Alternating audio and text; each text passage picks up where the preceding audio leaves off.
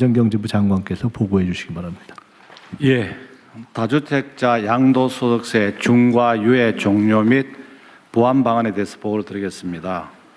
다주택자가 보유한 조정 대상 지역의 주택 양도 시에 현재는 이제 기본 세율에다가 2주택자는 20% 포인트를 더 올리고, 그다음 3주택자 이상은 30% 포인트를 올리는 그런 제도를 운영하고 있습니다. 그러나 이 제도가 2022년 5월 9일부터 해서 금년 5월 9일까지 4년간 중과 유예를 한시적으로 유예하고 있습니다.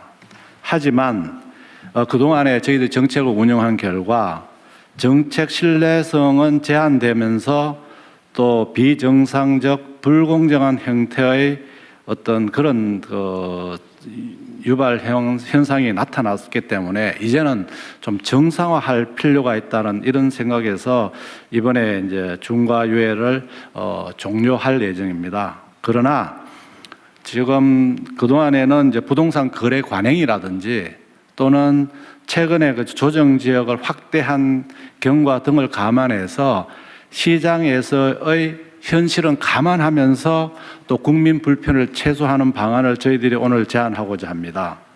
첫 번째는 강남 3구와 용산 등 기존에 이 제도를 적용하고 있던 지역에 대해서는 원칙적으로 5월 9일까지 잔금을 다 납부해야지만 이 유예를 받을 수 있겠습니다만 너무 기간이 촉박한 관계로 5월 9일까지 계약만 하고 3개월 이내에 잔금 또는 등기를 하는 경우까지도 저희들이 시장에 어떤 할 수 있는 적응력을 높이는 방안을 하려고 하고 있고요. 이 외에 금년 10월 15일에 신규 지정된 조정 지역은 5월 9일까지 계약을 하고 3개월은 좀 짧을 것 같아서 6개월 내에 잔금을 지불하거나 등기를 하는 경우까지 유예를 하는 방안을 오늘 제안을 드립니다. 오늘 국무회의 토의 결과와 여론 수렴 등을 거쳐서 조속히 다주택 중과 유예 종료 방안을 마련해서 법령 개정 등 사후 절차를 추진할 계획으로 있습니다. 중과 유예 종료에 따른 토지 거래 허가제 보완 그리고 편법 정려 등 이상거래 단속 강화 등 관계부처의 적극적인 협조를 요청드리겠습니다. 이번이 아마 중과를 피할 수 있는 마지막 기회라고 생각하고 아마 이런 기회를 이용해서 국민들께서 중과를 받으시는 일이 없도록 했으면 좋겠습니다. 이상 보고를 마치겠습니다. 재경부 장관님, 네. 말씀 도중에 아마라는 표현 2번 하셨거든요. 예. 아마 없습니다. 아마 없습니다. 알겠습니다. 아마가 아니고 이게 지금 저는 정책의 신뢰나 예측 가능성이 정말로 중요하다고 생각하는데 예를 들면 이게 4년을 유예한 게 아니고 1년씩 3번을 유예해 온 거예요. 1년 이번에는 끝이야. 또 가가지고 또 이번엔 진짜 끝이야. 또 가가지고 진짜 끝이야. 그다음에 진짜 이번에는 진짜 정말 끝이야. 네. 이러면 이게 누가 믿겠냐고요. 그래서 아마 타성이 붙은 것 같습니다. 아마 하지 말라니까. 어쨌든 정책은 약간의 부당함이 있더라도 한번 정하면 그대로 해야 돼요. 보완은 그 후에 다른 방식으로 해야지 그 자체를 밀어버리거나 변형을 해버리면 정책을 안 믿게 되죠. 네, 그렇게 하도록 하겠습니다. 그리고 믿은 사람만 손해보잖아요. 안 믿은 사람은 득보고 믿은 사람은 손해보고 정부 정책을 잘 따른 사람은 상대적으로는 손해봤다는 느낌 들고 안 따르고 버티고 힘써가지고 바꾸는데 영향을 줘서 바꾼 사람만 득보고 이러면 이게 공정한 사회가 되겠습니까? 비정상적인 사회로 자꾸 하잖아요. 그래서 앞으로는 그런 거 절대 없게 하도록 해야 됩니다. 네, 원칙적으로 하고 이게 이제 이 문제뿐만이 아니라 다른 문제도 비슷해요.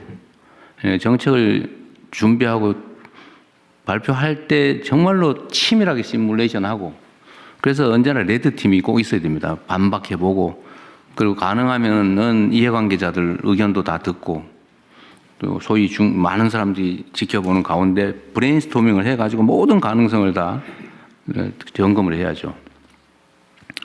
그리고 우리 사회는 부동산 투자, 부동산 거래와 관련해서는 정말 수십 년간 만들어준 신화가 있어요. 신화.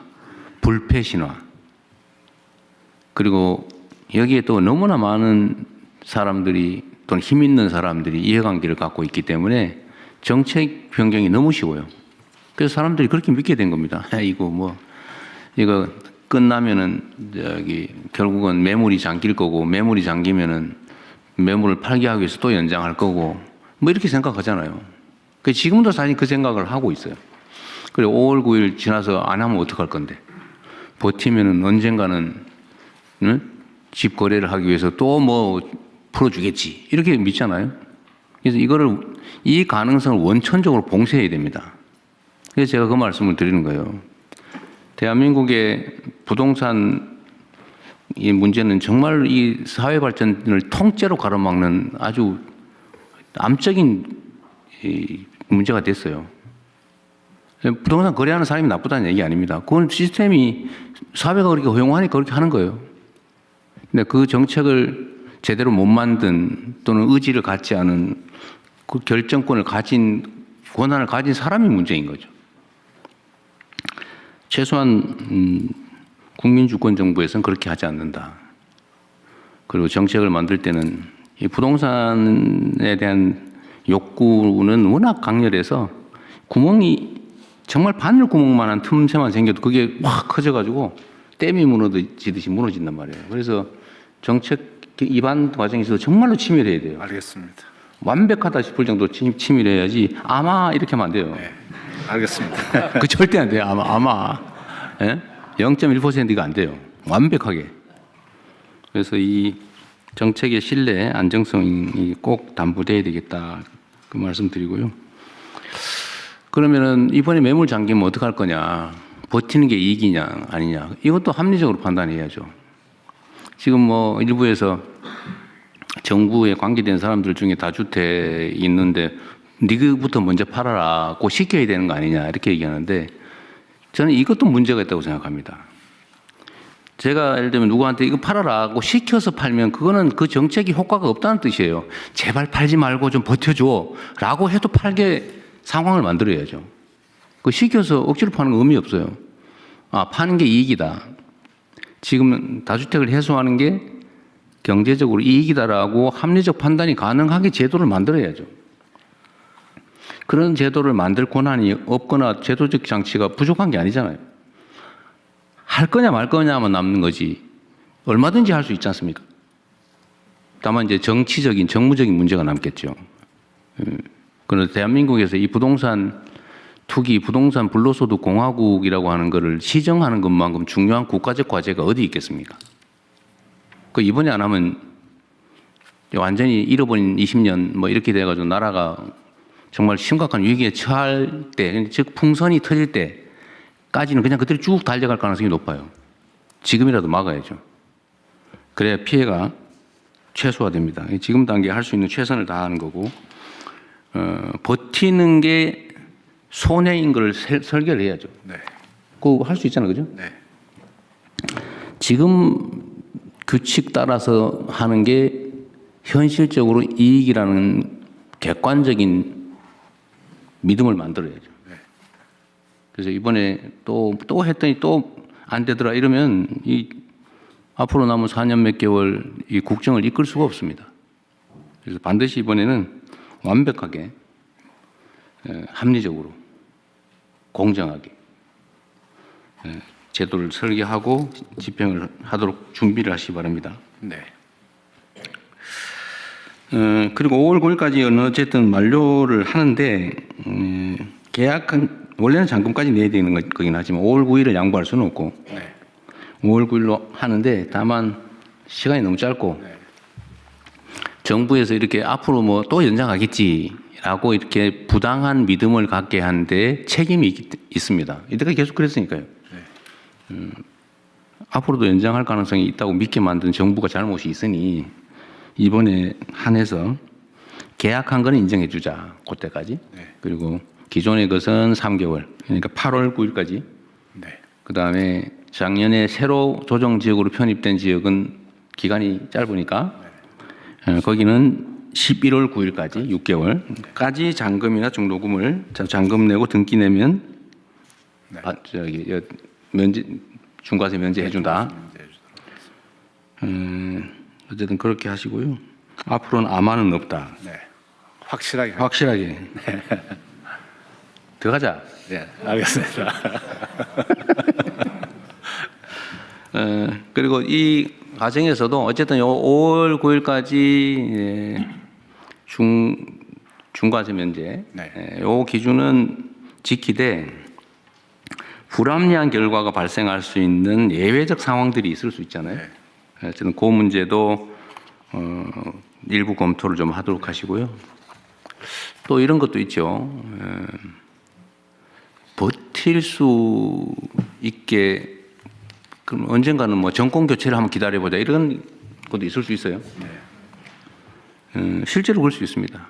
근데 그게 불가능하게 만들어야지. 근데 뭐 세금 얘기를 지금 하는 건 부적절하니까 하지 말고 어쨌든 할 수 있는 방법은 다 찾는다. 그 세입자 문제 때문에 골치 아픈가 봐요. 네, 그렇습니다. 지금 이 조정 지역에 대해서는 팔게 되면은 당장 자기가 들어가서 들어가야 살아야지만 되는데. 됩니다.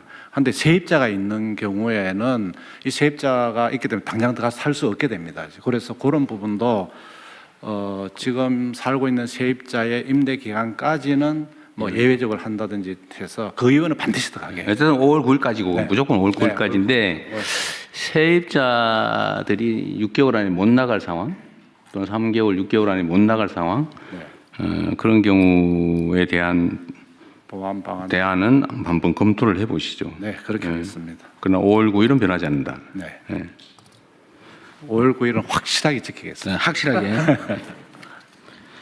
아마 바뀌는 일은 없을 것이다. 알겠습니다. 네. 또 추가할 거 혹시 있으신가요? 네, 다른 의견 없으시면 재경부 장관께서 보고에서 제안하신 내용에 그렇죠. 저 하나 물어볼게요. 이게 제가 지금 이제 며칠 사이에 한